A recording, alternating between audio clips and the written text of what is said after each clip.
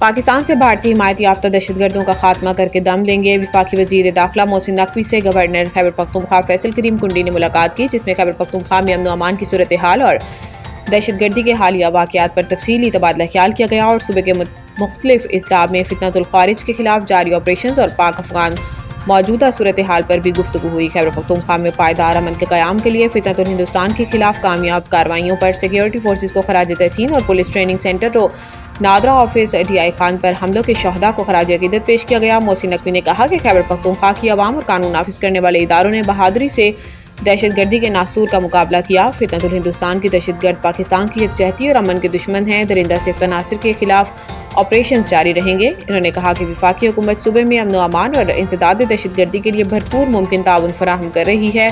دہشت گردی کے خلاف جنگ میں خیبر پختونخوا کی عوام کی قربانیوں کو قدر کی نگاہ سے دیکھتے ہیں۔